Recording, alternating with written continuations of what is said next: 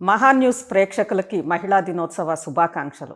ప్రజల గుండెల్లోంచి, ప్రజా ఉద్యమాల్లోంచి ఒక మహిళ రాజకీయాల్లోకి వచ్చి, అందున ఆ పార్టీ అధికారంలోకి వస్తే ఆ మహిళ ప్రజల కోసం ఏం చేస్తుంది, మంచి ప్రజా నాయకుగా ఆమె ఎలా ప్రజలకి అచ్చమైన ఒక మంచి సుపరిపాలన అందిస్తుంది అనేది సీతక్కని చూస్తే తెలుస్తోంది.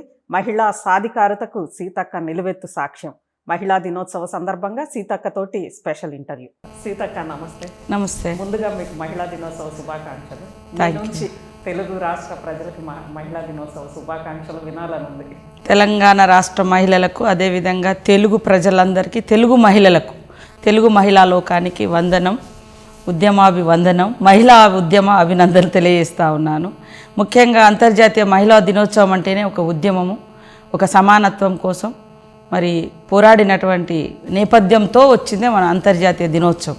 కాబట్టి ఈ సందర్భంగా రాబోయే కాలంలో ప్రతి మహిళ తను చేస్తున్నటువంటి పనికి కష్టానికి తగ్గ ఫలితం, సమానత్వంతో కూడినటువంటి వేతనం పొందే విధంగా ఈ యొక్క అంతర్జాతీయ దినోత్సవం ముందుకు సాగాలని మనస్ఫూర్తిగా కోరుకుంటూ, ప్రతి మహిళ ఆత్మవిశ్వాసంతో, ఆత్మగౌరవంతో తలెత్తుకొని బతకాలంటే ఆర్థిక సమానత్వం మనం ముందు సాధించాలి, ఆర్థిక వెసులుబాటు ఉండాలి.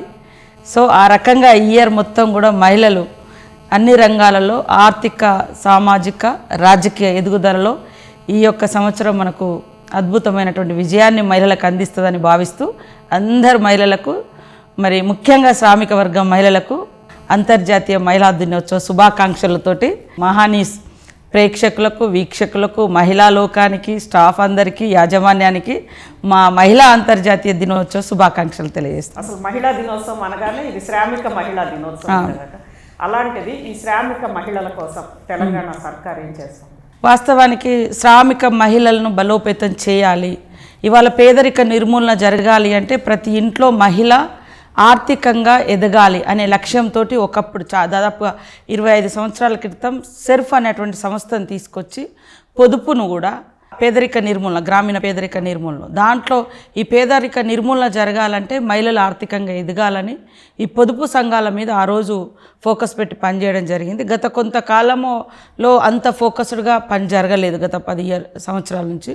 సో ఇప్పుడు మేము మహిళలకు ప్రత్యేకంగా వడ్డీ లేకుండా లోన్లు ఇప్పించి, బ్యాంక్ లింకేజ్లు ఇప్పించి, బ్యాంకర్స్తో మాట్లాడి వాళ్ళకు వివిధ రంగాలలో ఒక స్థిరమైనటువంటి వ్యాపారం ఉండాలనేటువంటి లక్ష్యంతో ఒక 20 రకాల బిజినెస్లు ఇప్పటి వరకు మేము గుర్తించడం జరిగింది.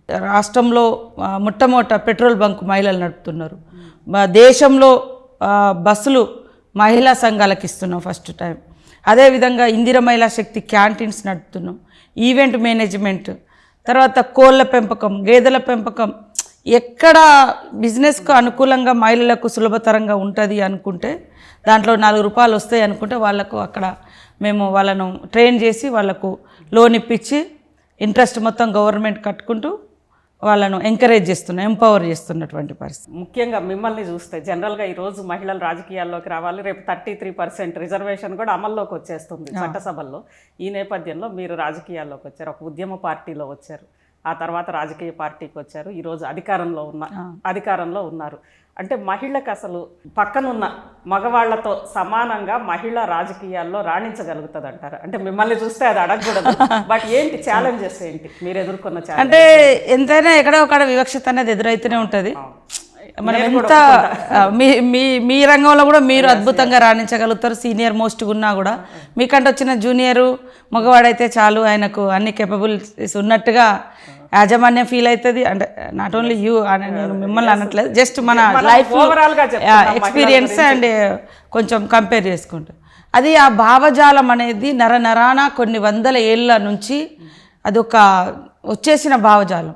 ఈవెన్ మనకు కూడా వస్తుంది, అయ్యో వాళ్ళతో మనం సమానం కాదులేమో అనే ఫీలింగ్ మనకే తగ్గిపోతుంటుంది. ఇది ఈరోజు వచ్చింది కాదు, అది అధిగమించాలనుకున్నా కూడా ఎక్కడో కాడ నుంచి అది మనల్ని ఆ భూతం, మనం తక్కువ, ఉమెన్ తక్కువ అనేది మనకు కొంచెం వస్తూ ఉంటుంది, ఎక్కడో డౌటు. ఇంకా ఎదుటోళ్ళు అయితే ఇంకా ఎంతో గొప్పగా, ఎంతో గౌరవంగా ట్రీట్ చేసే మగవాళ్ళు అయితే తప్ప ఆడవాళ్ళని అంత చేయలేరులే, వాళ్ళు ఏం చేయగలుగుతారులే అవకాశాలు అన్ని వాళ్ళకి అవకాశాలు ఎక్కువ వస్తుంటాయి చూస్తున్నామా. వ్యక్తిగతంగా మీ గురించి నేను ఎప్పుడు జనరల్గా ఒక సందేహం ఉంటుంది, ఉద్యమ పార్టీలో మహిళలకి సరే కొంతవరకు అక్కడ ఉన్నాయి కొన్ని చెప్పుకోలేము, కొన్ని చెప్పుకోగలం. ఆ తర్వాత రాజకీయ పార్టీలో ఒకప్పుడు బూర్జువా అనేవాళ్ళం, ఈరోజు బూర్జువా ఏం లేదు, అన్నీ అలానే ఉన్నాయి కాబట్టి ప్రజాస్వామ్య పార్టీల్లో, ఆ తర్వాత ఇప్పుడు అధికారంలో, ఇన్నింట్లో కూడా మీరు వివక్ష ఎదుర్కొన్న సందర్భాలు ఏంటి? మీరు మరింత శక్తివంతంగా ఉన్న సందర్భాలు, శక్తివంతం అంటే అధికారమే కాదక్క, ప్రతి దాంట్లో కూడా మీరు శక్తివంతంగా ఉన్న సందర్భం ఏంటి? నాకు అంత పర్టికులర్ గుర్తులేదు కానీ ఉద్యమాలలో కూడా అవకాశాలు ఇచ్చేటప్పుడు కొంచెము వివక్షత కనిపించింది. కానీ తర్వాత ప్రయారిటీ నాకు ప్రయారిటీ ఉంది. అప్పుడు కూడా ఇక్కడ కూడా కొన్ని సందర్భాలలో ఎదుర్కొంటూనే ఉంటాం, ఇక చెప్పుకోలేము. మనం ఎంత కష్టపడ్డా కూడా, కష్టం లేకున్నా కూడా ఈజీ వేలో వచ్చి కొంతమందికి అవకాశాలు వస్తాయి, కొంతమంది కష్టపడ్డా కూడా అవకాశాలు రావు. రకరకాల కారణాలు ఉన్నాయి ఈరోజు సమాజంలో, కుటుంబ నేపథ్యాలు, డబ్బు, హోదా, క్యాస్ట్, అందులో మహిళలు అంటే ఎన్నో రకాల ప్రాబ్లమ్స్ ఉంటాయి. మాలాంటి వాళ్ళం నాకు ఈరోజు గొప్ప అవకాశం వచ్చింది. ఒక జనరల్ శాఖకు ఒక ఆదివాసీ మహిళగా, బహుశా ఫస్ట్ టైం అనుకుంటా, దేశంలోనే కూడా ఫస్ట్ టైం ఏమో ఒక గొప్ప అవకాశం వచ్చింది. దాన్ని నిలబెట్టుకోవడానికి నేను చాలా స్ట్రగుల్ చేయాల్సి వస్తుంటుంది. కానీ మనకు దగ్గర వాళ్ళే మనల్ని కించపరిచే మాటలు మాట్లాడతారు, వాళ్ళు చేయలేరు, వాళ్ళకి పట్టు లేదు, ఎందుకంటే జీర్ణించుకోలేకపోతున్నారు కొంతమందికి మనకు వచ్చిన పేరు లేదా మంచి దాని గౌరవాన్ని కూడా కొంతమంది తట్టుకోలేక నెగిటివ్ క్రియేట్ చేయడం, మన వెంటనే ఉంటారు, మన సపోర్టర్స్ లాగానే ఫీల్ అవుతారు, కానీ వాళ్ళలో ఆ జెల్సీ ఉంటుంది అనేది నాకు ఈ మధ్యకాలంలో చాలా అర్థమవుతుంది. అంటే మనం ఎంత పట్టుదలగా పనిచేసినా రకరకాల వేల ద్వారా మనల్ని తగ్గించాలనేటువంటి కుట్రలు ఎప్పుడు విన్నట్టు, అంటే పొలిటికల్గా అది ఉంటుంది. మందులో మనలాంటి కింది వర్గాల నుంచి వచ్చినప్పుడు ఒక ఆదివాసీ మహిళగా చాలా, కానీ నాకు అధిష్టానంలో కానీ పార్టీ లీడర్స్లో చాలామంది ఎంకరేజ్ చేసేవాళ్ళు. కొంతమంది ఎంత చేసినా అది మనం కష్టపడుతున్న దానికి ఎంకరేజ్ చేయకుండా ఆమెంది అనే యాంగిల్లో అది కూడా కొంచెం ఎదుర్కొంటుంటాం అప్పుడప్పుడు. ఇంకా అందరూ మీరే కాదు, జనరల్గా ఇది అందరికీ కూడా సంబంధించింది. జనరల్గా మహిళ అనే ఈరోజు అసలు ఫస్ట్ నుంచి కూడా మహిళా దినోత్సవం అనేది మహిళల హక్కుల కోసమే వచ్చింది. ఆ నేపథ్యంలో ఈ వివక్షను ఎదుర్కొని మహిళ సాధికారికంగా అందరూ కూడా మహిళ ఏదో అంటే ఉద్యోగాలు చేస్తున్నారు, ఇళ్లలో పనేం లేదు, లేదంటే ఇది అదని చాలా చిన్న చూపు ఈ మధ్య కాలంలో మరీ ఎక్కువైంది. ఇవన్నీ కాకుండా సమాజంలో ఒక లీడర్, ఏ రంగంలో ఉన్నా ఒక లీడర్గా రావాలంటే ప్రధానంగా ఈరోజు ప్రతిబంధకంగా ఉంది ఏంటి? అదే ఈ వివక్షత, ఒక చిన్న చూపు చూడడం అనేది కొంత అది భావజాలం మారాలి. అందుకనే తరగతి గదులలో నుంచే మహిళలను రెస్పెక్ట్ చేసేటువంటి ఒక సబ్జెక్టు అందరిలో ఎక్కించాలి, ఒక పాఠంలాగా. మహిళా సాధికారత. ఇప్పుడు మనము పోయి పని చేస్తామంటే నీకెందుకులే ఈ పని అనే కొన్ని ఆటంకాలు వస్తాయి, నువ్వు చేయలేవులే అనేది ఫస్ట్ నుంచే ఎంకరేజ్మెంట్ అనేది చాలా తక్కువ ఉంటుంది మహిళలకు. ఎంత ఎదిగినా, ఎంత అన్ని రంగాలలో ఉన్నా ఎక్కడో అక్కడ భయం కూడా పట్టి పీడిస్తుంది మహిళలను. అంటే వీళ్ళు సక్సెస్ఫుల్గా చేయగలుగుతారా అనే డౌట్స్ తోటి వాళ్ళు, అదొకటి. తర్వాత పోయిన కాడ భద్రంగా ఉంటారా అనేది కూడా ఎక్కువ. ఉద్యోగ ఉపాధి అవకాశాలకు రకరకాల వివిధ ప్రాంతాల్లోకి వెళ్ళినప్పుడు కూడా లైంగిక వేధింపులు అనేది కూడా ఒక కుటుంబాన్ని ఇన్సెక్యూరిటీలోకి తీసుకొస్తుంది.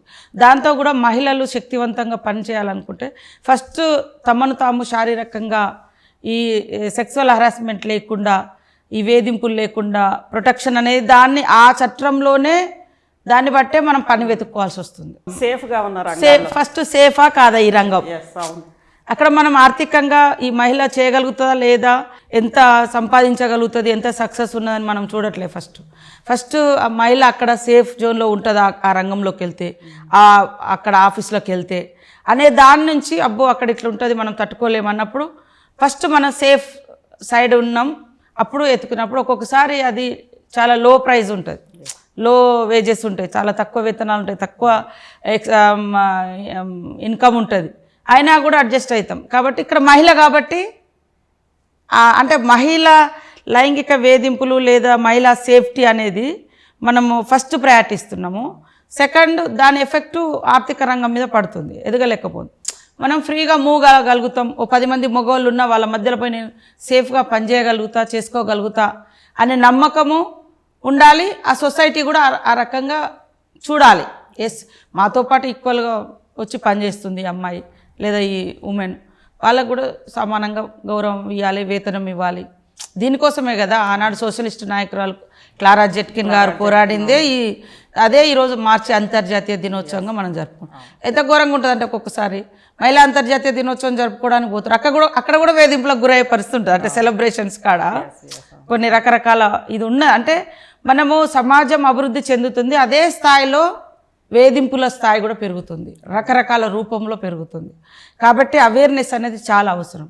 ఈరోజు డ్రగ్స్ ఒక అదేదో ఒక భూతమైపోయింది. ప్రతి ఇంట్లో ఒక డ్రగ్ అడిక్టెడ్ పర్సన్ ఉంటే ఆ తల్లికి సేఫ్టీ ఉండట్లేదు, చెల్లెలకు సేఫ్టీ ఉండట్లేదు, తండ్రి కూడా ఎప్పుడు ఏమవుతాడో తెలియదు. అంటే ఆవేశంలో చంపుతున్నారు, అత్యాచారాలు చేస్తున్నారు, బిడ్డలు రేపు అంటారు. ఇంత ఘోరం అంటే ఇది ఒకప్పుడు మన దగ్గర అంటే మహిళా వివక్షత అనేది చూస్తూ ఉన్నాం. కానీ ఇంకొక టైపు ఈ డ్రగ్స్, ఈ క్లబ్స్, మాఫియా ఇట్లాంటిది వచ్చిన తర్వాత ఈ కల్చర్ ఇంకొక టైప్ వెళ్ళిపోయి ఇంట్లో కూడా భద్రత లేనటువంటి సిచ్యువేషన్ వస్తుంది. కాబట్టి అందరం కూడా ఈ డ్రగ్స్ రహితంగా ఈ మత్తు అనే దానికి దూరంగా ఈ సమాజాన్ని ఉంచినప్పుడు కొంత సేఫ్టీ మహిళలకు కూడా దొరుకుతుందని నా అబ్జర్వేషన్లో అనిపిస్తుంది. సీతక్క, జనరల్గా మహిళ అయినందుకు కూడా మనకి కొన్ని అడ్వాంటేజెస్ ఉన్నాయి కదా. అంటే మిమ్మల్ని చూస్తుంటే అనిపిస్తుంది, కోవిడ్ సమయంలో మిమ్మల్ని చూసి ఒక తల్లి మనసు ఉంది కాబట్టే బిడ్డల కడుపు చూశారు, వెళ్ళి మీరు అన్ని ప్రాణాలకు పణంగా పెట్టైనా సరే వెళ్ళి ఇవ్వగలిగారు. అదేవిధంగా ఒక మహిళగా కాబట్టే మీరు అందరినీ కూడా అంటే వాళ్ళ బతుకుల్లో మార్పు రావాలి, బిడ్డలందరూ మంచిగా ఉండాలి అని చెప్పి ఆలోచిస్తారు కదా. ఆ తల్లి మనసు కూడా మీకు రాజకీయాల్లో అడ్వాంటేజ్ కాలేదా? తప్పకుండా. ఎందుకంటే మగవాళ్ళకి లేనంత అడ్వాంటేజ్ మనకు ఉంటుంది. ఒక ఇంట్లోకి మనం సొచ్చుకొని పోగలుగుతాం, ఆ లేడీస్ ఇంట్లో వంట రూమ్లో ఉన్న పోయి మాట్లాడగలుగుతాం. యాజ్ ఏ పొలిటికల్ లీడర్గా ఒకవేళ ఓటు అడగడానికి కావచ్చు, ఓదార్పు చేయడానికి కావచ్చు. ఇదే ఇప్పుడు వేరే జెంట్స్ ఎమ్మెల్యేలు ఉన్నారనుకో, వాళ్ళు బయట లేడీస్ వచ్చి అక్కడ కూర్చుంటే వాళ్ళు అంటే పరామర్శ కానీ సపోర్ట్ కానీ చేయగలుగుతాం. మనకు వాళ్ళు బెడ్రూమ్ల కాడ కూడా పోయి మనం మాట్లాడి ఓదార్చుకునే లేడీస్ నేను ఒక ఆడ కూతురుగా ఉంటుంది, అందులో రిసీవ్నెస్ ఉంటారే, నన్ను అందరు అక్కగా ఫీల్ అవుతారు, లేదా ఒక తల్లిగా ఫీల్ అవుతారు. సో ఆ యాక్సెస్ ఉంటుంది. కాబట్టి ఇక్కడ మనకు కూడా మన సైడ్ కూడా ఉమెన్ సైడ్ కూడా పొలిటికల్ లీడర్స్ కష్టాన్ని ఇష్టంతో పనిచేయాలి. పాలిటిక్స్ అంటేనే కష్టం ఉంటుంది, హార్డ్ వర్క్ చేయడం. నా లైఫ్లో నేను హార్డ్ వర్క్ అనేదాన్ని నమ్ముకుంటూ వచ్చిన, ఇప్పటి నుంచి కాదు చిన్నతనం నుంచి కూడా కష్టపడడం. కష్టం మనకు ఈ రంగం ఇష్టం ఉంది, ఆ ఇష్టాల్లో మనం కష్టం జోడిస్తే సక్సెస్ఫుల్గా రాణించగలుగుతాం అనేది నా ఎక్స్పీరియన్స్. నాకు ఏదో పొలిటికల్ బ్యాక్గ్రౌండ్ లేదు, ఎకనామికల్ బ్యాక్గ్రౌండ్ లేదు, ఫ్యామిలీ వారసత్వ రాజకీయాలు లేవు, క్యాస్ట్ హయ్యర్ కాదు. ఇవన్నింటిలో నేను నేర్చుకున్నది నన్ను నేను సరిదిద్దుకోవడం, నమ్మకంగా పనిచేయడం. ఎక్కడ ఏ పార్టీ దగ్గర ఉన్నా నేను నమ్మకంగా పనిచేసినాను. నాకు ఇచ్చిన పనిని నేను సిన్సియర్గా చేస్తా ఉన్నాను. అది నేను ఉద్యమాల నుంచి సిద్ధాంతంగా నేర్చుకున్న. మహిళల శ్రమను గౌరవించడం, మహిళలను గౌరవించడం, శ్రమను గౌరవించడం, పేదవాళ్ళను గౌరవించడం. కొంతమంది పొలిటికల్ లీడర్స్ వాళ్ళను కేవలం ఓటు బ్యాంక్ లాగా చూసినప్పుడు వాళ్ళ కష్టాలు, వాళ్ళ కన్నీళ్ళు, వాళ్ళ పేదరికాన్ని అది అక్కున చేర్చుకోలేరు. జస్ట్ మనకు అవసరం ఉన్నప్పుడు చూస్తారు, మనకు అవసరం లేదన్నప్పుడు గెట్ అవుట్ అంటారు. ఎన్నో సమస్యలు ఎదుర్కొంటాం. సో ఆ కింది వర్గాల బిడ్డలుగా ఆ సెక్షన్స్ కోసం కొన్నేళ్ళు పోరాటం చేసిన వ్యక్తులుగా అది ఖచ్చితంగా ఆ రెస్పెక్ట్ అనేది పేదవాళ్ళకి అత్యధికంగా రెస్పెక్ట్ ఇవ్వాలనే కాన్సెప్ట్ అయితే నాకు ఎక్కువ ఉంటుంది. వాళ్ళు ఎంత కోటీశ్వర్లైనా కానీ ఎవరైనా కానీ ఫస్ట్ ప్రయారిటీ పేదవాళ్ళకి ఇవ్వాలి, వాళ్ళ జీవితంలో మార్పు తీసుకురావాలి. మనం ఇవాళ ఈక్వాలిటీ అంటే సమానత్వం రావాలి, సమాజం అని అనుకుంటున్నాం. కానీ ఇవాళ కొంత మనం ఈక్వాలిటీ గురించి కూడా నేను ఈసారి మన థీమ్ కూడా ఈక్వాలిటీ, జెండర్ ఈక్విటీ అనేది కూడా ఉంది. మహిళా అంతర్జాతీయ దినోత్సవంలో అందరికీ సమానంగా పంచుతున్నాం. కానీ అక్కడ పేదవాడు నాకంటే చాలా పేదరికంలో ఉన్నాడు. నాకు అదే 5 కేజీల బియ్యం ఇస్తున్నాం, ఆయనకు అదే 5 కేజీల బియ్యం ఇస్తున్నాం. నాకు లేకుండా నేను కొనుక్కోగలిగే స్తోమతలో ఉన్నా, కానీ వాళ్ళు అసలు కొనుక్కోలేని స్తోమతలో ఉన్నారు. వాళ్ళని ఎంపవర్ చేయాలి, వాళ్ళకు కొద్దిగా సపోర్ట్ చేయాలి. ఇలాంటి విధానాలు రావాలి. కానీ సొసైటీలో అది కనబడడం లేదు చాలా. నాకు ఎక్కువ ఉంది, నాకు కూడా ఇంకెక్కువనే కావాలి. వాళ్ళకి ఎంతనో వాళ్ళకెందుకు ఎక్కువ ఇవ్వాలి? వాళ్ళ పేదరికము, వాళ్ళ బ్యాక్వర్డ్నెస్, వాళ్ళ వెసులుబాటు, వాళ్ళ ఆర్థిక సోర్సు ఇవన్నీ కూడా చూడాలి. సమాజంలో చాలామందికి ఎక్కువ డబ్బులు రాగానే చాలా ఎంజాయ్మెంట్ లైఫ్ చాలా చేస్తున్నారు. కానీ అక్కడ తిండి లేని వాళ్ళు ఉంటారు. వాళ్ళకి అదనంగా మనం సపోర్ట్ చేద్దామంటే కొన్ని వర్గాలు కొంత సెక్షన్స్ జీర్ణించుకోలేకపోతుంటారు. కరోనా టైంలో కూడా నేను పేద వాళ్ళ దగ్గర పోతే నా దగ్గర కూడా వాళ్ళకి ఎందుకు చేస్తున్నారు, వీళ్ళకి ఎందుకు, వాళ్ళకి పెద్ద బంగ్లు ఉన్నది, వాళ్ళకు కూడా ఈ 5 కేజీల బియ్యం నేను పంచడం అవసరమా, నేను ఇచ్చే ఈ దుప్పట అవసరమా? ఎవరైతే ఆ రోజు పూటకు లేదో వాళ్ళకి చేయాలి. ఇది మనం మానవత్వం చేసే పని. నా ఉద్దేశం గవర్నమెంట్స్లో కూడా మహిళలను ఎంపవర్ చేయాలంటే, ఆడమగ సమానత్వం రావాలంటే అదనపు ఇంకా సపోర్ట్ చేయాలి. Level playing field, level playing field. ఇప్పుడు మనం సమాన రేఖ నుంచి స్టార్ట్ కావాలి, సమాన రేఖ నుంచి స్టార్ట్ చేయాలి. అయితే ఇక్కడ ఒకే సెక్షన్స్ వాళ్ళందరినీ ఈక్వల్ చేయాలి. ఒకే ఆర్థిక స్థితిగతులు, సోషల్ బ్యాక్గ్రౌండ్ ఉన్నా కదా, కొద్దిగా ఎక్కువ ఉన్నోళ్ళు కొద్దిగా తక్కువ ఉన్నోళ్ళని వీళ్ళకి 5,000 వీళ్ళకి 5,000 ఇచ్చేసరికి వీళ్ళు ఇంకా కొద్దిగా ముందుకు పోతారు. వీళ్ళు ఎప్పుడు అంతరం కనబడుతుంది. నా అబ్జర్వేషన్లో ఇది నేను ఈరోజు నేర్చుకున్నది, నాకు అనిపిస్తుంది అది. ఇంకొకటి సీతక్క, జనరల్గా మనం ఈరోజు మహిళా దినోత్సవం గురించి మాట్లాడుకుంటున్నాం. చట్టసభల్లో ఉన్న మహిళలు కూడా, మహిళ అనగానే ఫస్ట్ మహిళ ఏ ఫీల్డ్కి వచ్చినా ఫస్ట్ ఎదుర్కొనేది బాడీ షేమింగ్. బాడీ షేమింగ్ అది సెక్షువల్ హెరాస్మెంట్ అని అనలేం, కానీ జనరల్గా బాడీ షేమింగ్. అది జవహర్ లాల్ నెహ్రూ ఏకైక కూతురైన ఇందిరాగాంధీ నుంచి ఇక్కడ సీతక్క, ఒక గిరిజన బిడ్డ సీతక్క కూడా, వీళ్ళందరూ కూడా ఏదో ఒక సందర్భాల్లో ఎదుర్కొన్నారు. అది కూడా చట్టసభలో, ఎక్కడైతే మనం శాసనాలు చేస్తామో ఆ సభలోనే ఎదుర్కొన్నాం. ఏంటి దాని మీద మీకు ఎలా అనిపించింది? అదే నేను ఉద్యమాలలో ఉన్నప్పుడు నేర్చుకున్నప్పుడు మహిళా సంఘాలు పెట్టి మహిళల్ని బాగా ఎంకరేజ్ చేయాలన్నప్పుడు ఊర్లలో ఇట్లా చిన్న చూపు చూస్తున్నారు, తిరుగుబోతు అంటున్నారు, మహిళా సంఘాలలో చేరొద్దు అంటే మేము పెట్టిన సంఘాలు, అప్పుడు పొదుపు సంఘాలు కూడా వాళ్ళు కూడా పాపం ఎదుర్కొన్నారు. ఎట్లా అన్నప్పుడు కరీంనగర్ లాంటి ఉద్యమ ప్రభావిత ప్రాంతాలప్పుడు మేము నేర్చుకునేది, మహిళలు అంటే ఫస్ట్ బయటికి రాగానే ఫస్ట్ వాళ్ళ క్యారెక్టర్ను అసాసినేషన్, హననం చేస్తూ ఉంటారు, వ్యక్తిత్వాన్ని చంపుతారు. అయినా దాటుకొని ముందుకు రావాలి. నువ్వు వ్యక్తిత్వ హననం జరిగిందని అక్కడే ఏడ్చుకుంటూ కూర్చుంటే బయటికి రాలేవు. కానీ ఇప్పటికి కూడా మేము అదే ఫేస్ చేస్తూ ఉన్నాం. మనం కూడా అసెంబ్లీలో, సాక్షాత్ అసెంబ్లీలో నాతోటి పక్కన ఒక సోదరుడు కూర్చుంటే దాన్ని మాఫింగ్ చేసే అసెంబ్లీలో ఎంత దారుణము. పైనుంచి ఆ పార్టీ లీడర్సు వాడిని వెంటనే శిక్షించండి లేదా సస్పెండ్ చేయడం అట్లాంటిది కాకుండా మేము కూడా ఫేస్ చేస్తున్నాం. ఓకే, నువ్వు ఫేస్ చేసినా మేము ఫేస్ చేసినా అంతిమంగా మన ఇంట్లో నుంచి అయితే ఒక శిక్ష అయితే జరగాలి కదా. మన కొడుకు బిడ్డను వరస్ట్ చేసినప్పుడు వాళ్ళని ఏదో ఒక పనిష్మెంట్ అయితే చేయాలి కదా. అట్లా వాళ్ళు అవతలి వాళ్ళు దాన్ని సమర్థించుకున్నారు. అంటే అది చాలా బాధపడ్డాం. అసెంబ్లీలో పక్క సీట్ అంటే మగవాళ్ళు పక్కన కూర్చోవాలంటే కూడా భయపడే పరిస్థితి వస్తుంది ఇప్పుడు. అంటే మన జెండర్ అనేది ఎప్పటికప్పుడు గుర్తు పెట్టుకోవాల్సిన పరిస్థితి. పొలిటికల్ ఏదైతే అపోజిషన్స్ ఉంటాయో అది పాలిటిక్స్ మేరకు మాట్లాడు, నువ్వు విధానాల మీద పోరాటం చెయ్యి లేదా సమస్యల మీద ప్రశ్నించు. కానీ వ్యక్తిత్వ మహిళల ముందే మాలాంటి వాళ్ళు రావడం, ఈ రాజకీయాలలో ఎదగడం చాలా చాలా అరుదు. ఒక అవకాశం వచ్చింది నా కాంగ్రెస్ పార్టీ అవకాశం, ఒక గొప్ప అవకాశం. రాహుల్ గాంధీ గారు, రేవంత్ రెడ్డి గారు పైన నాయకత్వం, ఇక్కడ ఉన్నటువంటి నా కాన్స్టిట్యున్సీ మీలాంటి వాళ్ళందరి సపోర్ట్తో ఒక జనరల్ పోర్ట్ఫోలియో ఫస్ట్ టైం ఆదివాసీ సమ్మక్క సారక్క సమాజ్ జాతి నుంచి 75 ఏళ్ళు, అంతకుముందు మా గోండ్ సోదరులు 1-2 సార్లు చేశారు. కానీ కోయ కమ్యూనిటీ నుంచి దాదాపు 4-5 సీట్లలో ఖమ్మం జిల్లాలో మేజర్ పార్ట్ ఉంటారు, వరంగల్, కొంత కరీంనగర్ ఇటు ఉంటాము. సరే అందరం ఎస్టీ కేటగిరీలో ఉన్నాము. కానీ ఒక మహిళగా అందులో సమ్మక్క సారక్క జాతి నుంచి ఫస్ట్ పోర్ట్ఫోలియో 75 ఏళ్లలో ఫస్ట్ మంత్రి, అంతకుముందు లేదు. సేమ్ టైంలో ఒక పంచాయత్ రాజ్ అనేది ఒక చాలా పెద్ద పోర్ట్ఫోలియో నాకు ఇచ్చింది. జనరల్ కేటగిరీ, జనరల్ అసలు ఎప్పుడు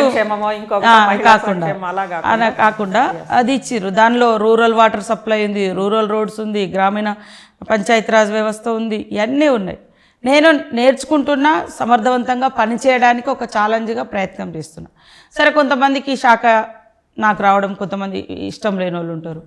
ఇంకా రకరకాల వాళ్ళు రకరకాల కామెంట్స్ జరుగుతున్నాయి, వితిన్ పార్టీలో జరుగుతాయి, బయట కూడా జరుగుతాయి. కానీ మాలాంటి వాళ్ళను కొంత ఎంకరేజ్ చేయకుండా మేమేం చేసినా కాంట్రవర్సీ చేయడం, తప్పులు వెతికే ప్రయత్నం చేయడం, అంటే ఒక ఆత్మవిశ్వాసాన్ని తగ్గించే కార్యక్రమాన్ని పర్టికులర్గా కొన్ని పార్టీలు కొన్ని సెక్షన్స్ పెట్టుకొని చేస్తున్నాం.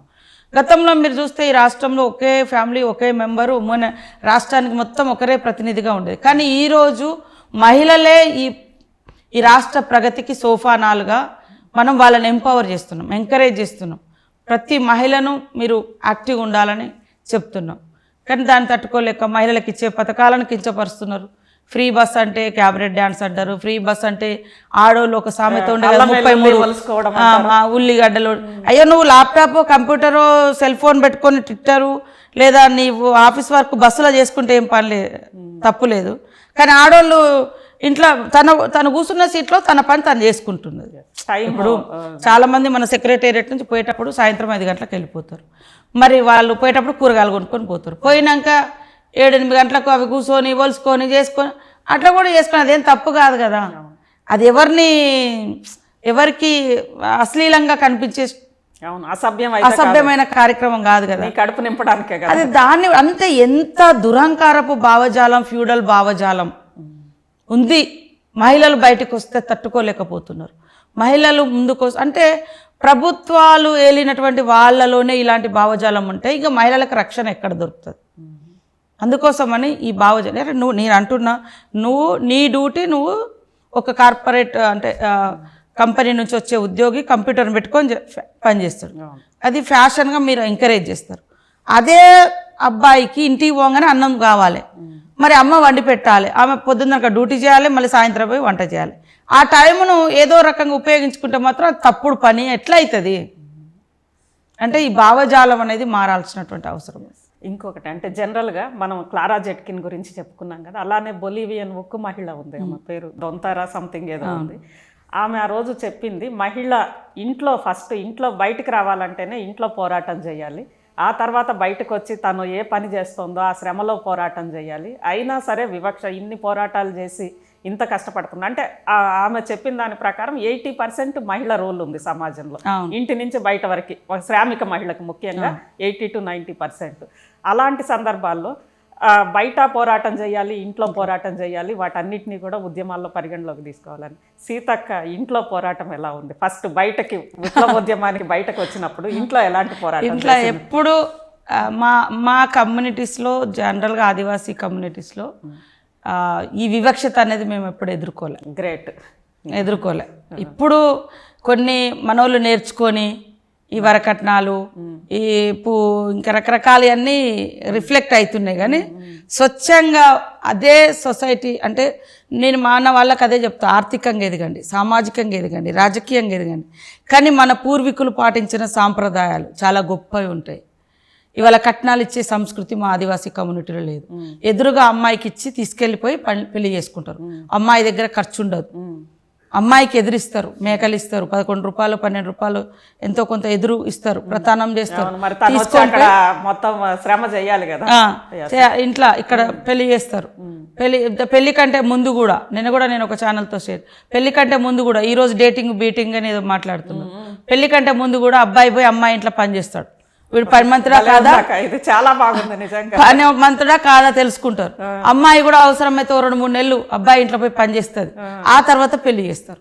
అంటే అండర్స్టాండింగ్ అనేది ఏదో ఇప్పుడు కొత్తగా మేము కనుగొన్నామని కొంతమంది చెప్తున్నారు. ఈ అండర్స్టాండింగ్ ఆదివాసీ సమాజంలో ఎప్పటి నుంచో వస్తుంది. అబ్బాయిలు అమ్మాయిలు కలిసి అర్థం చేసుకోవడం, తిరగడం, ఫస్ట్ ఆ ఊర్లో పోయి పని చేయడం, వీడు కట్టెలు కొడతాడా, వీడు అడవికి పోతాడా, దున్నగలుగుతాడా, వీడు మంచి గుణమేనా కాదా అని 1 నెల 2 నెలలు 6 నెలలు అట్లా కూడా ఉంటారు. చాలా లాంగ్ జర్నీ ఊర్లు ఉన్నాయి అనుకోండి, 2-3 నెలలు ఆన్నే పోయి పని చేస్తాడు. అట్లా అది ఉంటుంది. కట్నాలు ఇచ్చుడు ఉండదు. తర్వాత నువ్వు ఆడ మగ ఈ వివక్షత కూడా అస్సలు కనిపించదు. మా ఇంట్లో మా అమ్మ అంత వ్యవహారం.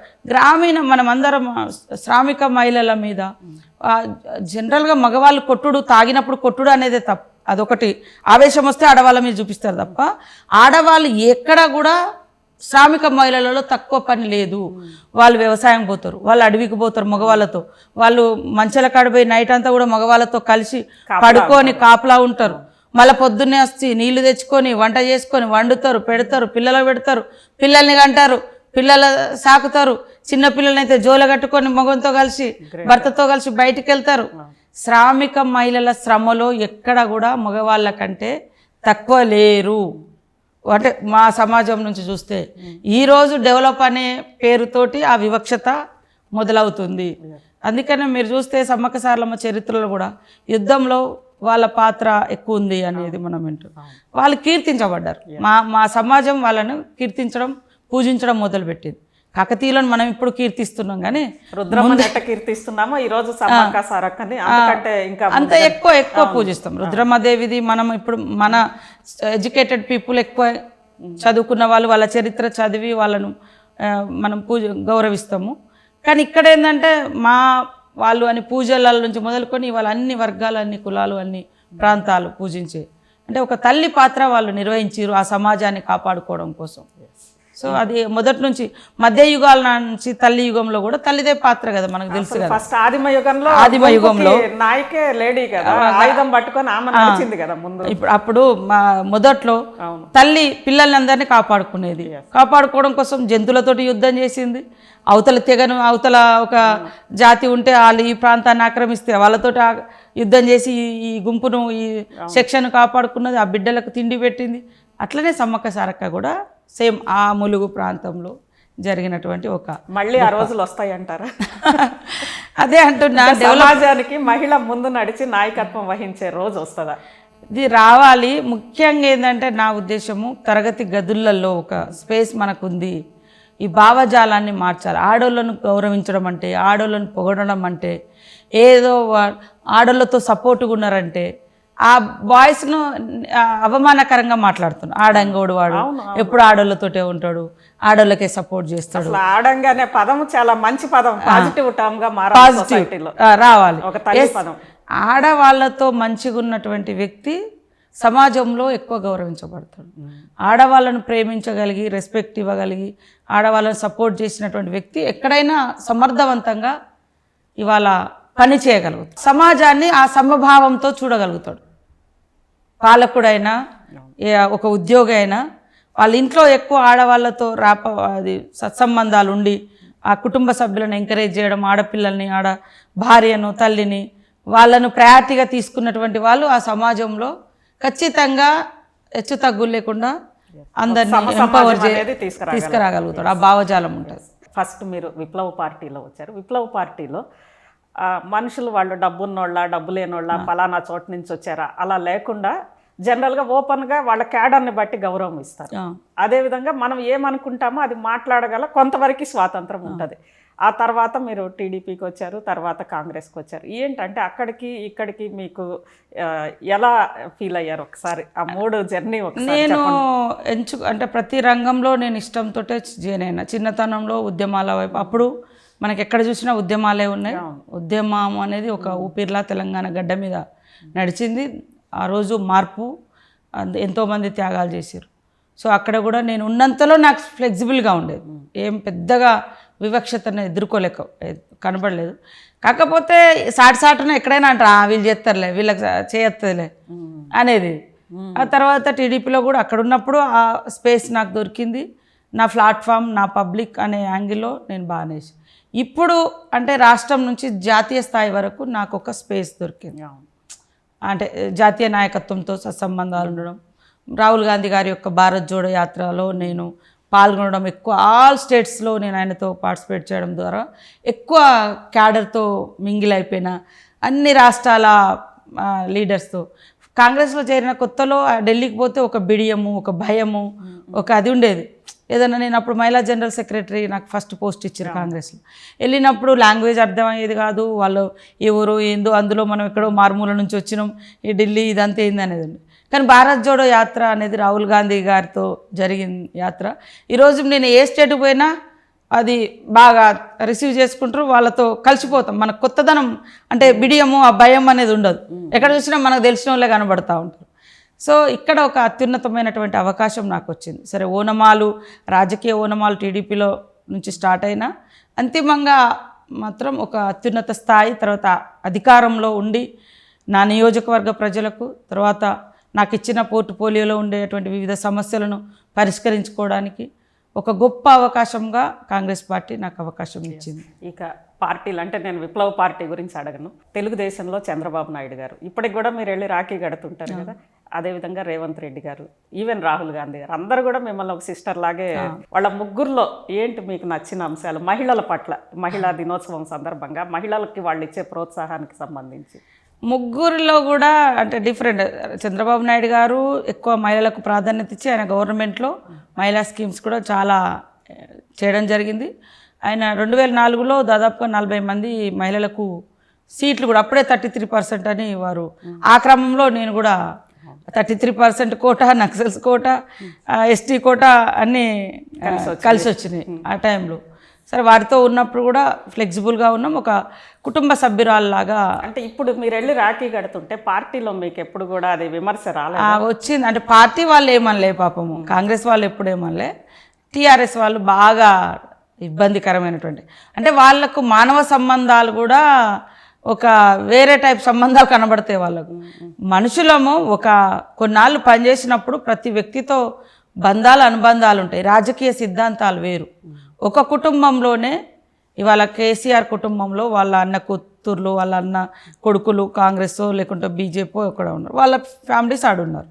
అది ఇబ్బంది ఏం కాదు వేరే వాళ్ళకు, మనం ఏమనొద్దు. కానీ వేరే వాళ్ళు ఒక రిలేషన్షిప్లో ఒక మంచితనం, ఒక అనుబంధంలో పోతే మాత్రం ప్రతిదీ కూడా వాళ్ళు రాజకీయ ప్రయోజనం కోసం వాడుకోవాలని చూస్తారు. ఇప్పుడు నన్ను కూడా చాలాసార్లు హ్యూమిలేషన్ చేయడము, లేని అంటగట్టడము, మార్పింగ్ చేసి ఇవన్నీ సైడ్ కూర్చొని ఎంతసేపు నా వ్యక్తిత్వ హననం జరగాలి, నా క్యారెక్టర్ను తగ్గించి చూపించాలని, తద్వారా రాజకీయ ప్రయోజనం పొందాలి. ఇది నీచమైన సంస్కృతి ఎవరు అవలంబించిన. ఎప్పుడు కూడా వ్యక్తిగత విలువలు వ్యక్తిగతం ఉంటుంది. ఒకవేళ తప్పు జరిగితే ఈ తప్పులు ఇది అని ప్రశ్నించవచ్చు, కానీ మరీ లేనిది సృష్టించి లేనిది క్రియేట్ చేసి పెట్టాల్సినంత దౌర్భాగ్యం అన్నాడు. సో నేను కూడా లాస్ట్ 2 times నుంచి పోవట్లే, వాస్తవానికి పోయి కట్టట్లేదు రాకి. రేవంత్ రెడ్డితో కూడా అనుబంధము చాలా దాదాపు టీడీపీ పార్టీలు ఉన్నప్పటి నుంచి ఉంది. వారితో పాటే నేను కాంగ్రెస్లో జాయిన్ అవ్వడం జరిగింది. జాయిన్ అయ్యేటప్పుడు కొద్దిగా భయంతో జాయిన్ అయినా, వారు ముందు నిర్ణయం తీసుకున్నా కూడా అంతే ఢిల్లీ దాకా అంటే మనం అక్కడ దాకా ఏం పోగలుగుతాము, మంచి వచ్చాడో ఇదంతా. ఇక్కడ అంటే లోకల్ పార్టీ చంద్రబాబు నాయుడుతో ఏదున్నా ఎప్పుడంటే అప్పుడు పోయి కలవడానికి ఒక యాక్సెస్ ఉండేది, కానీ అక్కడ దాకా అంటే ఎట్లా అనేది ఉండే. నేను నెక్స్ట్ డే పోయినా, వాళ్ళందరూ ముందు వెళ్ళినా కూడా నేను నెక్స్ట్ డే సరే రేవంత్ రెడ్డి గారి కోసం ఆ రోజు ఆలోచించి తోడుగా ఉండాలి, అక్క అంటాడు నన్ను తోబుట్టులాగా అని ఉద్దేశంతో జాయిన్ అయినాం. జాయిన్ అయిన రోజు రాహుల్ గాంధీ గారికి పరిచయం చేయడమే నా గురించి డిఫరెంట్గా పరిచయం చేసిండు. నా బ్యాక్గ్రౌండ్ కానీ ఆయన ఓన్ సిస్టర్ లాగానే మై సిస్టర్ అని చెప్పడంతో రాహుల్ గాంధీ మళ్ళీ ఒకసారి అడిగాను, she your own sister?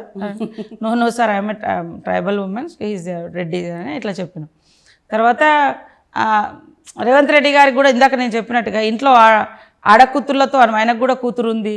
So కూతురు పట్ల ఎట్లా ఉండాలో అట్లనే ప్రతి ఆడకూతురు ఎదగాలనేటువంటి లక్ష్యంతో ఆయన కూడా ఇప్పుడు మహిళల కోసం ఎక్కువ స్కీమ్స్ తీసుకొస్తా ఉన్నాం, ఎంపవర్ చేయాలని. ప్రతిదీ కూడా అరే ఇది మహిళా గ్రూపులకు ఇచ్చేయండి, ఇది మహిళలకు ఇచ్చేయండి అని ప్రతిదీ కూడా చెప్తా ఉన్నాడు.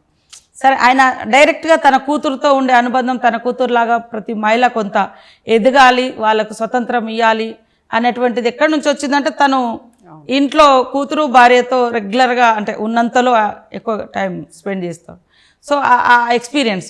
ఈవెన్ రాహుల్ గాంధీ గారు కూడా ప్రతి సందర్భంలో నన్ను భుజాన వేసి చేయి పెట్టి దగ్గర తీసుకుంటాడు. కోవిడ్ అప్పుడు మీ ఫోటోని దేశమంతా చేసిండు, ప్రతి గుర్తించారు. తర్వాత నా కాన్స్టిట్యున్సీకి వచ్చి అన్నా చెల్లెలు ఇద్దరు రేవంత్ రెడ్డి గారు ఫస్ట్ ఎలక్షన్ క్యాంపెయిన్ స్టార్ట్ చేశారు, నా కోసం ప్రచారం చేశారు.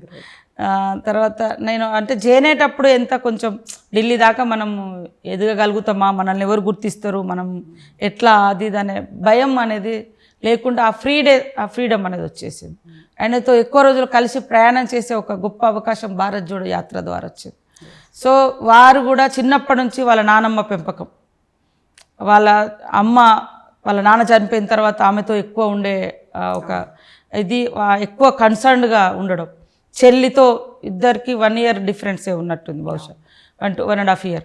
వాళ్ళిద్దరు కూడా ఒక ఎక్కడ వాళ్ళిద్దరి మధ్య ఆయన మొగైనా ఈ ఆడ అనే ఫీలింగ్ ఉండదు. మేము పోయినప్పుడు కూడా మమ్మల్ని అట్లా చూడడు, నేను ఆడ మనిషిని ఆయన మగ మనిషి అనే ఫీలింగ్ ఉండదు. అంత దగ్గర తీసుకోవడము, ఎంపవర్ చేయడము, ఎంకరేజ్ చేయడము, సపోర్ట్ చేయడము, ఇది బాగా నాకు అక్కడ కూడా ఉంది. కాబట్టి రాజకీయ రంగంలో ఒక ఉమెన్గా నేను ఎదగగలుగుతున్నా. ఉద్యమాలలో నేర్చుకున్న జ్ఞానము, తర్వాత తెలుగుదేశంలో ఉన్నప్పుడు కూడా ఆ కొంత ఫ్లెక్సిబిలిటీ ఆ ఉన్న స్టేట్లో మనకు, ఇప్పుడు జాతీయ స్థాయిలో కూడా ఒక సపోర్ట్గా మనకు అక్కడ రాహుల్ గాంధీ గారు, ఇక్కడ రేవంత్ రెడ్డి గారు, ఓవరాల్గా కాంగ్రెస్ క్యాడర్ అందరు కూడా నన్ను రెస్పెక్ట్ చేస్తారు. ఎంతోమంది అంటే ఎంతో కొంత కుళ్ళున్నోళ్ళు, ఇక వాళ్ళని మనం మార్చలేము, అలా అట్లా ఉంటారు. కానీ మన మనసు మార్చాల్సిందే, ప్రకృతి మార్చాల్సిందే. సో నాకు ఈ 3 చోట్ల కూడా రెస్పెక్ట్ బాగానే. ఇప్పుడు ప్రజెంట్ రాజకీయాల్లోకి వస్తే ఈరోజు జనరల్ కాంగ్రెస్ పార్టీకి సంబంధించి ఉత్తర తెలంగాణ ఎప్పుడు కూడా కాంగ్రెస్ పార్టీ లేదు, కేవలం దక్షిణ తెలంగాణ అన్న భావన ఎమ్మెల్సీ ఎలక్షన్స్లో కూడా అదే వచ్చింది. ఏంటి, దాన్ని ఎలా తీసుకుంటారు? వాస్తవానికి కొంత మొన్న ఎంపీ సీట్లలో కూడా వాళ్ళకే 4 సీట్లు వచ్చినాయి. అప్పుడు అంతకుముందు కూడా కొద్దిగా ఆదిలాబాద్ లాంటి చోట్ల కూడా కొంచెం ఎక్కువ ఎమ్మెల్యే సీట్లు కూడా వాళ్ళకే వచ్చినాయి. అది కొంచెం సరి చేసుకోవాల్సిన అవసరం ఉంది, దృష్టి పెట్టాల్సిన అవసరం ఉంది. వాళ్ళేమో భావోద్వేగాన్ని క్రియేట్ చేస్తున్నారు బాగా. భావోద్వేగం అనేది పర్మనెంట్ సొల్యూషన్ కాదు పబ్లిక్ ఇష్యూస్కు. కానీ సంక్షేమం అనేది లేదు, సంక్షేమం లేదు. యూత్ కూడా అర్థం చేసుకోవాలి. అయినా కూడా కొంత అంటే వాళ్ళు ముందు నుంచి వర్క్ కూడా చేశారు. వస్తాను మా క్యాండిడేట్ సెలెక్షన్ లేట్ అవ్వడం, కొంత వర్క్ గ్రౌండ్లోకి లేట్గా వెళ్ళడం, ఇది ఉండింది. మనోళ్ళు అసలు కాంటెస్ట్ చేస్తామా చేయమా, లేకుంటే ఎవరికి మద్దతు ఇద్దాం అనే యాంగిల్లో కూడా కొంత ఉండి, టీచర్స్ది కూడా మనోళ్ళు పట్టించుకోలేదు వాస్తవానికి ఎక్కడ. సరే టీచర్స్ కదా అని కొంత మెదక్ కానీ నిజామాబాద్ ఆదిలాబాద్లో కొంత మైనస్ పార్టీ ఉండడంతో కొద్దిగా అది ఎఫెక్ట్ పడ్డది. కానీ మనకు స్పేస్ ఉంది, ఖచ్చితంగా మనం సంక్షేమ కార్యక్రమాలు కానీ యూత్ కానీ ఇవన్నీ తీసుకొని గ్రౌండ్ లెవెల్లో, నిన్న కూడా డిస్కషన్లో మా ఏఐసిసి ఇన్ఛార్జ్ దగ్గర మనం గ్రౌండ్ లెవెల్లో పనిచేయాలి. పైన ఇప్పుడు సెంటిమెంట్సో లేదా భావోద్వేగాలు అనేది కొంత రిఫ్లెక్ట్ అవుతున్నాయి, కానీ పబ్లిక్తో టచ్ ఉంటే కనీసం ఆ టచ్ అనేది మన క్యాడర్కు మన పార్టీతో అనుబంధాన్ని పెంచుతుంది. అది చేయాల్సినటువంటి నిర్మాణాత్మకంగా స్ట్రాంగ్ కావాల్సిన అవసరం ఉంది. ఇక వ్యక్తిగతంగా జనరల్గా ఒక రాజకీయాల్లోనో ఏ ఫీల్డ్లో ఉన్నా ఒకే ఆరోపణ జెంట్స్ మీద వస్తే వాళ్ళు తీసుకోగలరు, లేదా ఉన్నత స్థాయో ఏదో మంచి బ్యాక్గ్రౌండ్, మంచి అంటే కాదు, చుట్టూ గట్టిగా ఒక బలమైన కుటుంబం నుంచో సపోర్ట్ చేయగలిగే వాళ్ళు ఎక్కువ మంది ఉన్న బ్యాక్గ్రౌండ్ నుంచి వచ్చిన మహిళలైనా తీసుకోగలరు. ఈరోజు సీతక్క మీద వచ్చిన అవినీతి ఆరోపణలు ఎలా తీసుకుంటున్నారు మీరు? సీతక్క అంటే సెటిల్మెంట్స్ చేస్తుంది, సీతక్క అంటే ఇసుక దందా, ఇలాంటివన్నీ కూడా బాగా వైరల్ చేస్తున్నారు. దీన్ని మీరు ఎలా? అందులో ఏ ఒక్కటన్నా వాళ్ళు, నేను కోర్టులో కేసు కూడా ఇచ్చిన. ఇప్పుడు ఇసుక అనేది ఈ రోజు వరకు మా నియోజకవర్గంలో నడిచే 5-10 క్వారీలలో ఒక్కటి కూడా మేము కొత్తది ఇయ్యలే. గత ప్రభుత్వం ఇచ్చిపోయినాయే నడిచినాయి. అందులో ఎక్కడ కూడా మేము ఇన్వాల్వ్ కాలే, ఒక్కటి కూడా నిరూపించలేకపోయారు. కేవలం నా వ్యక్తిత్వ హననం, నా మీద ఉండే మంచి ఒక కాన్సెప్ట్ను, ఒక సానుభూతి మంచి అనే దాన్ని తగ్గించాలి, తద్వారా రాజకీయ ప్రయోజనం వాళ్ళు పొందాలని నన్ను ఓడించడం కోసం కూడా 100 కోట్లు ఖర్చు పెట్టారు. ఏదేదో నేను చేసిన కష్టాన్ని కూడా రీల్స్ అని రకరకాల విమర్శలు పెట్టారు. అదే అంటున్నా, ఇప్పుడు కొంతమంది మీద వాళ్ళు ఎవ్వరు ఏమనరు. మాలాంటి వాళ్ళం, ఏ నీడ లేకుండా ఎదిగినటువంటి వాళ్ళము, ఏ తోడు లేకుండా ఎదిగినటువంటి వాళ్ళం, ఇండిపెండెంట్గా ఈ స్థాయికి వస్తే ఆ ఫ్యూడల్ మెంటాలిటీ, ఆ దురహంకారపు పితృస్వామిక భావజాలం ఆడవాళ్ళని ఎంత హింస చేస్తారనేది నేను అధికారంలోకి వచ్చిన తర్వాత అనుభవించిన నేను చాలా బాధపడ్డ రోజులు కూడా ఉన్నాయి. కాబట్టి అది ఇప్పుడు వాళ్ళు చాలా చేశారు, కానీ పని కట్టుకొని కొన్ని యూట్యూబ్స్ పెట్టి సోషల్ మీడియాలో అవసరం ఏముందో నాకైతే అర్థం కాదు. ఓకే, నువ్వు ఎవిడెన్స్ ఏమైనా ఉండే, లేకుండా తప్పేమన్నా జరిగితే మేము వచ్చిన తర్వాతనే ఎక్కువ చెక్ పోస్టులు పెట్టించి మొత్తము కేసులు బుక్ చేయించడం, ఎక్కువ ఎక్స్ట్రా జరగకుండా చేసినాం. వాళ్ళు అంతకుముందు అలవాటు బకెట్లు ఎక్కువ వేసుకోవడము, దందా చేయడము, వాటన్నింటినీ ఆపించగలిగినాం. ఆ ఇసుక క్వారీలో అందరూ కూడా పాత వాళ్ళే, వాళ్ళకి సంబంధించిన వాళ్ళే. కాబట్టి వాళ్ళు ఏం చేసారు, ఉల్టా నా మీద ఇట్లా ప్రచారం చేసుకుంటూ వచ్చారు, తీసుకుంటున్నారు అని. కానీ వాళ్ళే ఎవడైనా మేము మీకు ఇది చేసినాము, లేదా దందా ఇక్కడ నడిపించింది అది. అందులో ములుగు జిల్లాలో కొన్ని భద్రాచలం కాన్స్టిట్యున్సీ కూడా ఉంటాయి, అన్ని లారీలు ఇటే వస్తుంటాయి. భద్రాచలంలో ఉండే ఆ ఏరియాకి కూడా హైదరాబాద్ రోడే, పినపాక వాళ్ళకి కూడా ములుగు రోడే, భద్రాచలం వాళ్ళకి కూడా ములుగు రోడే హైదరాబాదు రావాలి. ఆ రోడ్డు అన్నీ కూడా ములుగులనే నడుస్తాం. ములుగులో ఫారెస్ట్ ఎక్కువ, పర్యావరణం ఉంది, దాదాపు 5-6 కంటే ఎక్కువ పర్మిషన్లు ఇవ్వడానికి అక్కడ ఛాన్స్ లేదు. కానీ సీతక్క అల్కగా దొరికింది. ఇక అక్కడ నుంచి రాగా సీతక్క సీతక్క సీతక్క. కానీ అది చూసినాం కదా, ఈ ఏదైతే పక్కన సీట్లో కూర్చుంటే మార్పింగ్ చేసారో అక్కడ కూడా అక్కడ ఒక లారీ పోయిందంటే దొంగలు, అరే దొంగ లారీ కాదు నాయన, పర్మిషన్ ఇచ్చిర్రు, ఇక్కడ నుంచి బుక్ చేసుకున్నాయి ఉంటాయి. అందులో ఎవడన్నా దొంగతనం జరిగిందంటే అది ఒక బకెట్ ఎక్కువ వేసుకొని ఉంటే జరిగి ఉంటుంది.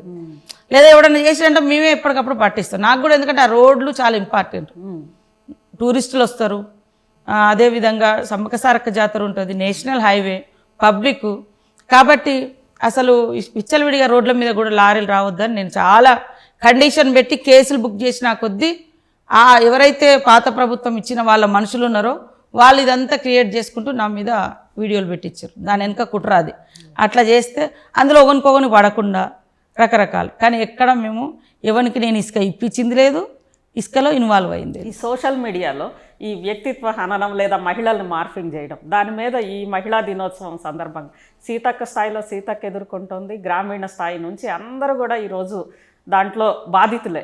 ఏంటి అంటే ఏమన్నా ఒక ప్రతిపాదన మీరు ఏమన్నా చేస్తారా ప్రభుత్వానికి? నేను ఇలా మహిళల మీద అక్కస్ వెళ్ళగక్కే ప్రతి ఒక్కరికి, ముఖ్యంగా చేయని తప్పులకు నిందలేసినటువంటి వాళ్ళకు ఖచ్చితంగా నా శాపము నాశనం అయిపోతారు అనేది నేను ఫస్ట్ నుంచి.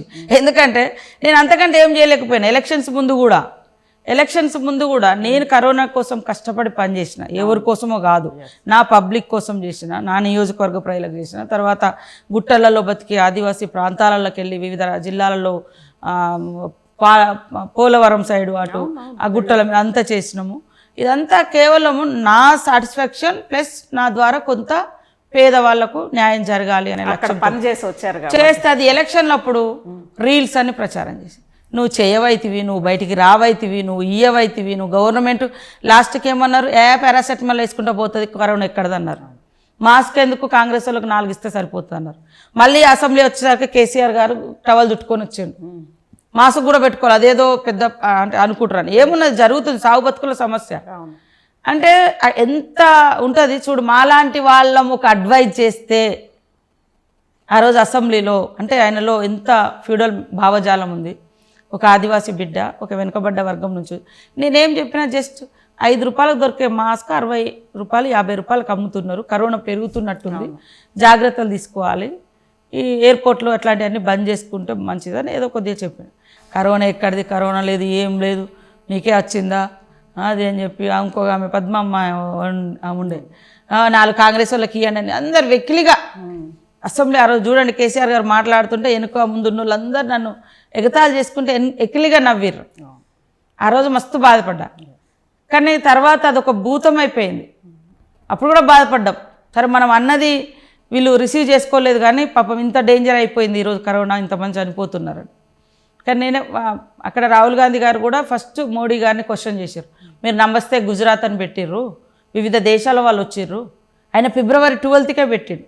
అవును, మనకు మాకేమో ఫిబ్రవరి 15 తర్వాత జాతర అయింది. జాతర అయిపోయిన తర్వాత జాతరకు మేము చెప్పిన మాస్కులు పెట్టుకొని రండి అని.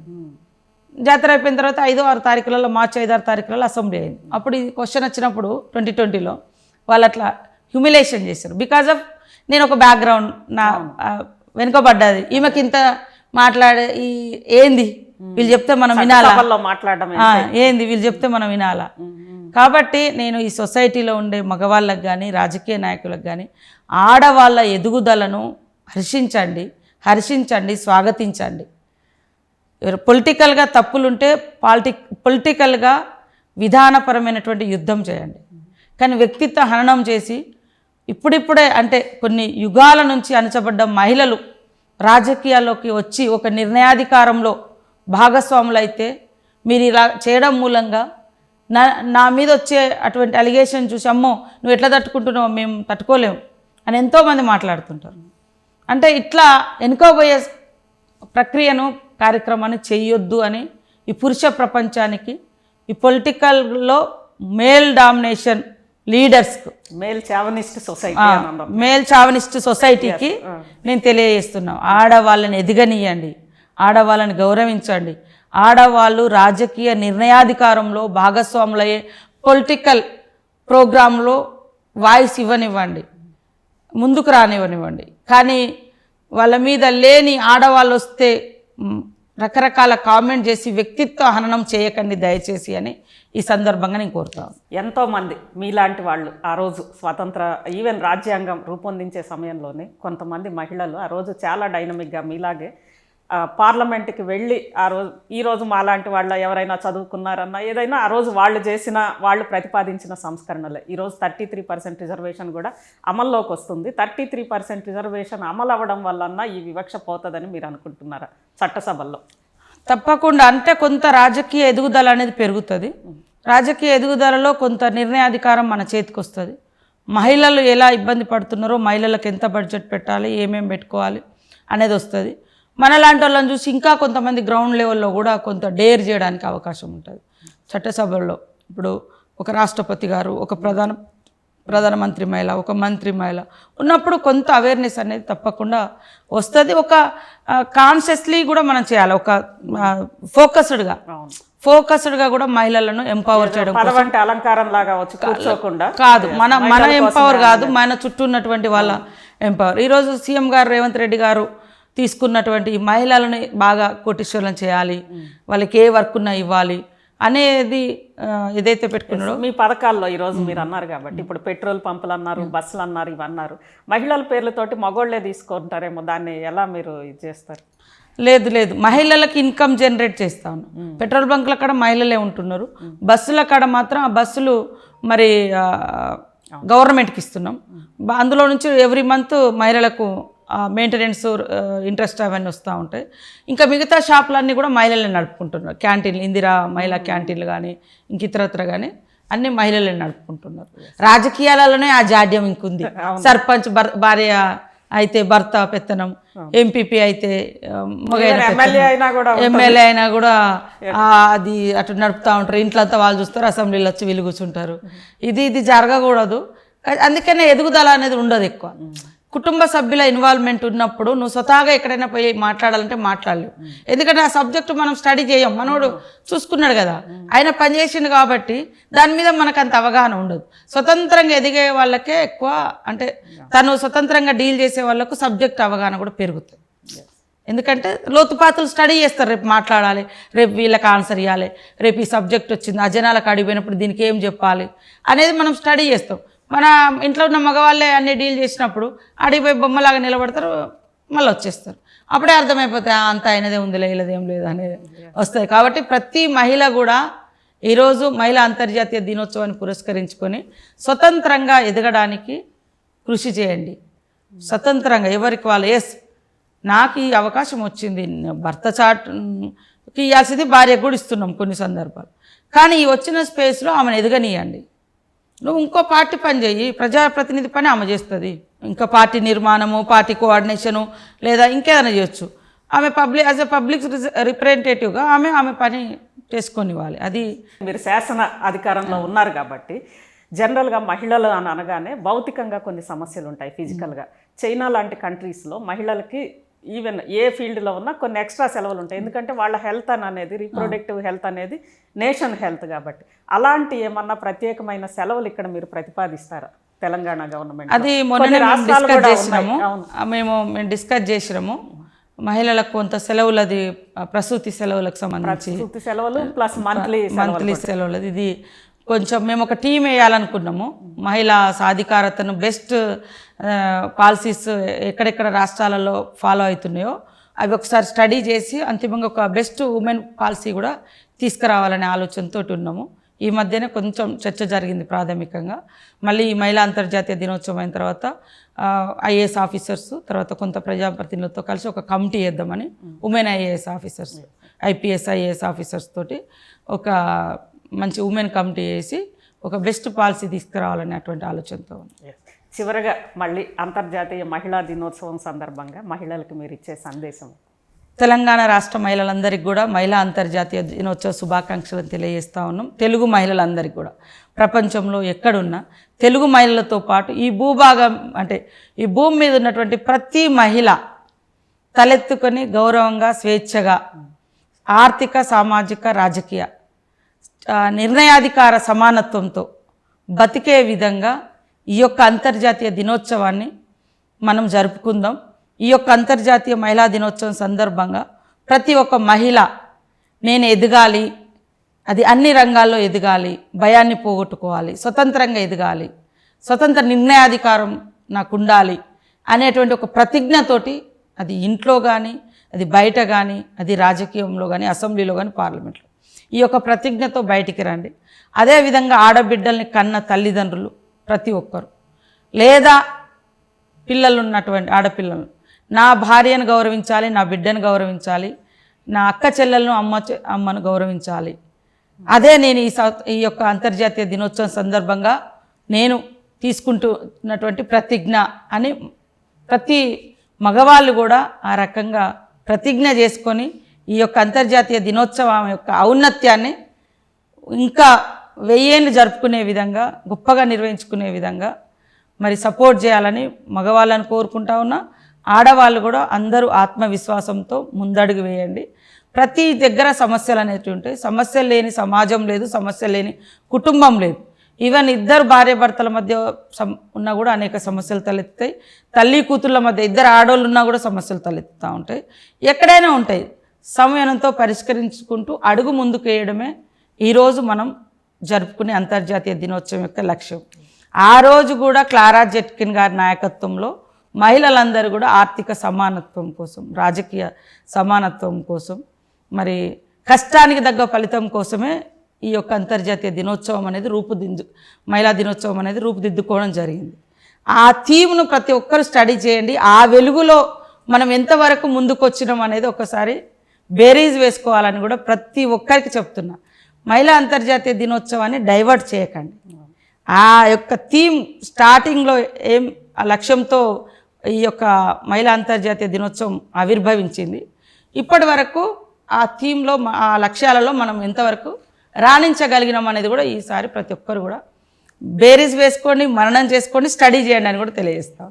అందరికీ మరి అంతర్జాతీయ మహిళా దినోత్సవ శుభాకాంక్షలను తెలియజేస్తూ మహాన్యూస్ ఛానల్ వారికి, యాజమాన్యానికి, స్టాఫ్కు, మరి మహాన్యూస్ ప్రేక్షకులైనటువంటి మహిళా లోకానికి అందరికీ కూడా అంతర్జాతీయ మహిళా దినోత్సవ శుభాకాంక్షలు. థ్యాంక్ యూ అక్క. మహిళలు అంతర్జాతీయ మహిళా దినోత్సవం సందర్భంగా రాజకీయంగా, ఆర్థికంగా, సామాజికంగా మూడింటిలో కూడా స్వావలంబనే కాదు, నిర్ణయాధికారంలో కూడా సమానత్వాన్ని సాధించే విధంగా ఈ అంతర్జాతీయ మహిళా దినోత్సవం సందర్భంగా ప్రతిజ్ఞ చేయాలి. అదేవిధంగా తల్లిదండ్రులు కూడా తమ బిడ్డల్ని అలానే పెంచేలాగా ప్రతిజ్ఞ చేయాలి అని అనేది సీతక్క అంతర్జాతీయ మహిళా దినోత్సవం సందర్భంగా విజ్ఞప్తి చేస్తున్నారు. ఇది సీతక్కతోటి మహిళా దినోత్సవ